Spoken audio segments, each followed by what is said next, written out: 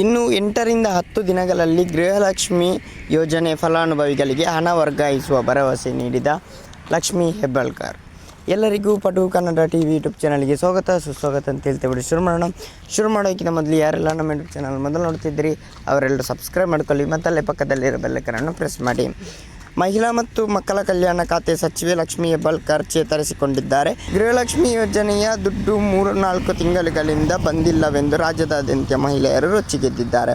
ಇದಕ್ಕೆ ಸ್ಪಷ್ಟನೆ ನೀಡಿರುವ ಸಚಿವೆ, ತಾನು ಕಾರು ಅಪಘಾತದಿಂದ 1 ತಿಂಗಳು ಹೆಚ್ಚು ಅವಧಿ ಆಸ್ಪತ್ರೆ ಮತ್ತು ಮನೆಯಲ್ಲೇ ಉಳಿದುಕೊಳ್ಳುವಂತಾಗಿದೆ.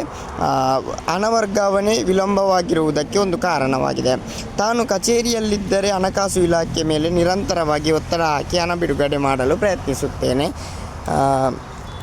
ಗೃಹಲಕ್ಷ್ಮಿಯರ ಆತಂಕಪಡಿಸುವ ಅಗತ್ಯವಿಲ್ಲ. ಬಜೆಟ್ ಅಧಿವೇಶನದಲ್ಲಿ ಭಾಗಿಯಾಗಲು ಬೆಂಗಳೂರಿಗೆ ಹೋಗುತ್ತಿರುವೆ. 8-10 ದಿನಗಳಲ್ಲಿ ಹಣವನ್ನು ಫಲಾನುಭವಿಗಳ ಖಾತೆಗೆ ವರ್ಗಾಯಿಸುವಂತೆ ಮಾಡುತ್ತೇನೆ ಎಂದು ಹೇಳಿದ್ದಾರೆ. ಓಕೆ ಗೈಸ್, ಮುಂದಿನ ಸಿಗೋಣ. ಅಲ್ಲಿ ಲೈಕ್, ಶೇರ್, ಸಬ್ಸ್ಕ್ರೈಬ್ ಮಾಡಿ ಅಂತ ಹೇಳ್ತಾ ಲವ್ ಯು ಸೊ ಮಚ್.